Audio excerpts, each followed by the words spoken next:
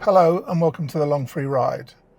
This video is about charging our Tesla on our 5,000-mile road trip to the top of Norway and back.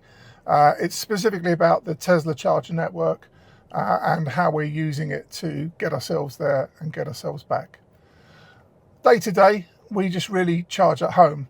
So we've got a socket in the garage and we just plug it in overnight and Bob's your uncle. The car holds 90 kilowatts of power in its battery and the charger at home is 7 kilowatts. So if you do the math on that, it works out to be around about 14 hours to do a full charge 0 to 100. But the reality is you're never charging from 0 to 100. That's just not the way that you run an electric car. I generally plug it in when I get to about 30 and I'll charge it up to about 60. 60% gives me pretty much 150 miles in this car and pretty much guaranteed as well, and so 150 miles is plenty enough for me on a daily basis. It's rare I'm going to get a phone call out of the blue that says, oh, can you go and drive 250 miles? So that's plenty, and that's just the daily charging. But obviously when we're on the road and when we're trying to get all the way to the top of Norway and back, keeping moving is important. And this is where using rapid chargers is the key to keeping yourself on the move. Now, Tesla's network of rapid chargers, or superchargers as they call them, is probably, well, it is the biggest in the world, the most comprehensive. They're the only car manufacturer that has decided to build a network of charging stations to support the vehicles that they are producing. Companies such as BMW and Mercedes all got forced into it because of the Dieselgate scandal, and built the Ionity network. But to be honest, they're not really interested in charging networks. They're just interested in selling cars. And of course, a lot of those cars now can plug into the Tesla network. Tesla have shared a lot of their chargers. So if you do own a BMW or Mercedes and you want to do this sort of road trip, you can rely on their chargers to get you there and back. But let's have a little bit more of a talk about supercharging in general. There's superchargers dotted all over the UK and Europe, and they're all within the satellite navigation system of the vehicle itself. So if you're planning to go from one point to another and you haven't got enough charge, it will try and find you a charger on the Tesla network that you can pop into and grab some charge en route. And that's all fairly simple, but it doesn't always give you the best results. But before we look at that problem, let's discuss the actual charging stations themselves. So as I said, they're dotted around the UK and Europe, and you just pull up and back your car into the spot, plug the charger in, and it will start charging. You need to have had your vehicle registered on the Tesla app. If you're a Tesla owner, you'll have done that anyway, because the app controls a whole bunch of other things within the car. If you are using the chargers and you are driving a BMW, let's say, then you will need to register. You need to download the app and register on it. And then I think in order to get that particular charge port to work for you within the app, you have to tell it where you are and which port you're on, and then it will open up that particular charger. Now, there are two styles of charger within the UK. We have ones with 2 leads, and that's what's called a Type 2 connector and a CCS connector. And then we have ones that just have the CCS connector.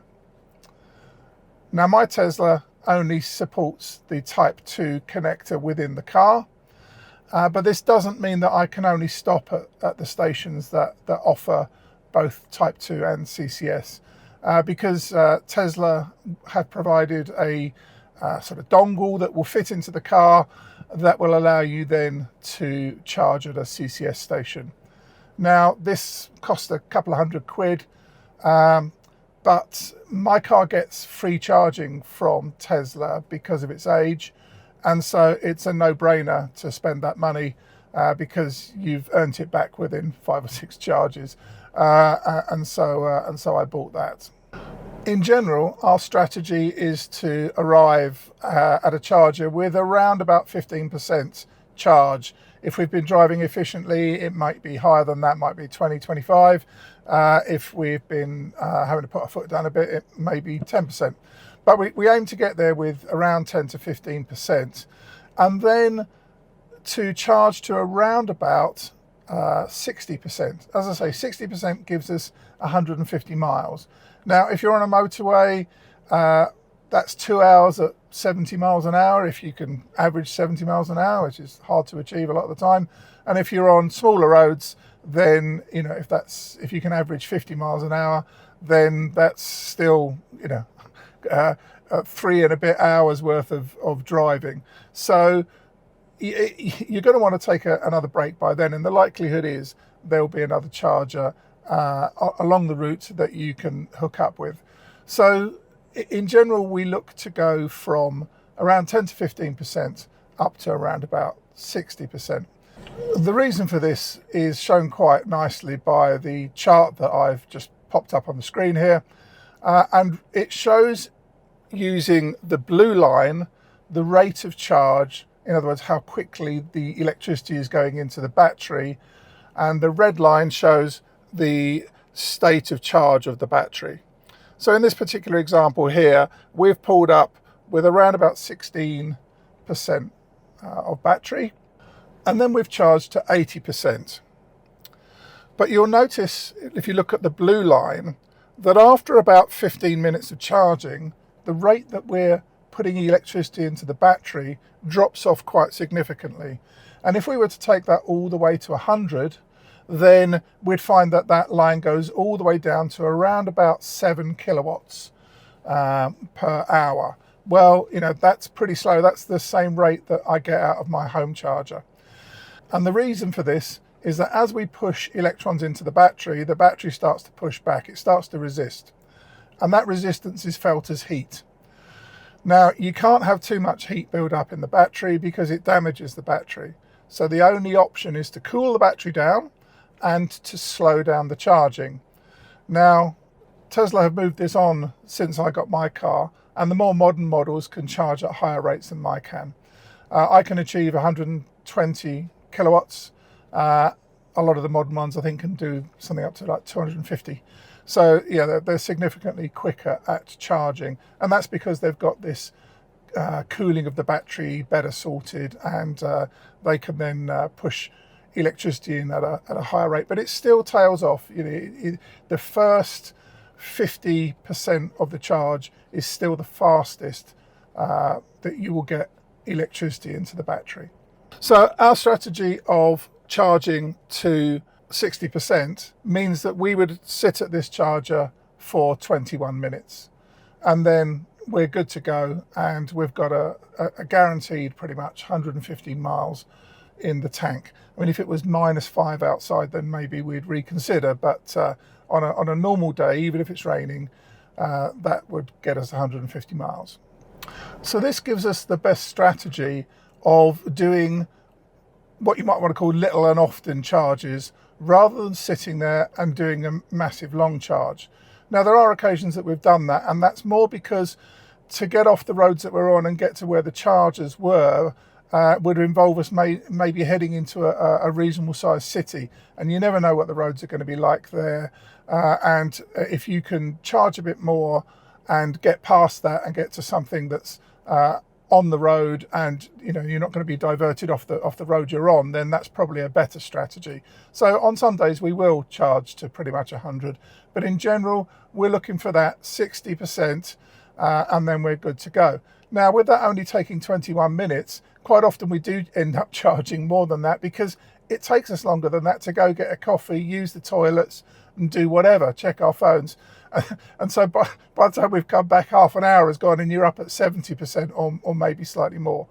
But the strategy is really to look for that quick charge and getting away at around about 60%. The problem is that the Tesla route planning software within the car doesn't always adopt that strategy. In fact, it always adopts the long charge strategy. And I'm going to show you an example here. So I've planned a route, the route we first did on day one of our tour, which is from Brighton to Bruges. Now, I don't have enough electricity in the car to get myself, in this example, all the way to the supercharger that I know is at the Eurotunnel or Le Shuttle terminal, where I can charge up before we do the crossing. And what the car's decided to do is take us to the first supercharger on our route, which is at Gatwick, and then for us to spend 55 minutes there. Now it shows we're arriving with, I think, 17%, and then we're going to sit there for 55 minutes. Well, that means it's taking us pretty much all the way to 100. And then it's not going to stop us again anywhere more on the trip.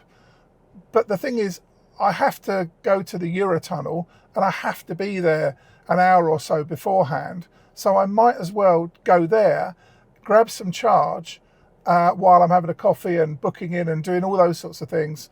And then I'm waiting to be called for my train, and then use that power to get me to Bruges. And that would then mean I only needed to stop at Gatwick for maybe 15 minutes, not 55 minutes. So that's a 40-minute saving. That's a considerable amount of time difference between following a optimized strategy and a fully charging strategy. Now, we talk more about this in our video about actually planning the trip and mapping it all out and that sort of thing. And again, there is a link for that in this video description. Now, our channel is called The Long Free Ride for a reason, and it is because if we use the Tesla Supercharger Network, we get electricity for free. Because this is one of the older Teslas, and in fact it's the first shape that they sold, it's not even the more modern shape, it gets supercharging for life. That's the car itself gets supercharging for life. Now, you won't find these for sale anymore at Tesla dealers, obviously, but you might still find them sold privately. And there's a reason that they're sold privately, which is that if you put it back into the Tesla dealer network, they will strip that free supercharging off of it. It's the first thing they'll do. In the US, Tesla are trying to get owners to trade their cars in so that they can get rid of the free supercharging on them. You have to trade it in through the Tesla dealer, and they will then sell you a new Tesla, and it will have a certain amount of free supercharging on it, but it's not free supercharging for life. When I saw this car advertised secondhand, and I realized that it had the free supercharging on it, although a lot of people warned me that there was no way of knowing whether the battery was any good and whether it would fall apart after a number of years, I decided it was worth taking the risk. I'd read enough reviews, and that bonus of the free supercharging really is a major benefit. Because all the long trips we do are done using the Tesla network, it's really only our local trips from where we live that cost us any money when we charge up at nights using the home charger. And the Tesla app will actually show you your charging, and they primarily show you it to show you what you've saved over using petrol. But it's quite an interesting look at how much it actually costs for us to run our car. Over the last 12 months, we've driven 18,683 miles in our Tesla Model S, and we've paid £603 for electricity. Now, if you go and work that out using the price of petrol in August 23, you'll realize that that means that we've put in something like the equivalent of 69 gallons of petrol. Well, you work that out as what the miles per gallon is, and it's a pretty stupid figure. It comes out to be 243 miles per gallon. And that's, of course, because we're getting so many miles for free from Mr. Musk and Tesla. So thank you, guys. If there are questions you have that haven't been answered by this video, do feel free to leave them in the comments, and we'll do our best to give you an accurate answer on them. If you are buying a Tesla and you want to get some free supercharger miles, you'll find our referral code in the description as well, and that will, I think, get you 1,000 miles of free supercharging if you'd like it. If not, please like this video if you've enjoyed it, subscribe to the channel, and we look forward to seeing you out on the road.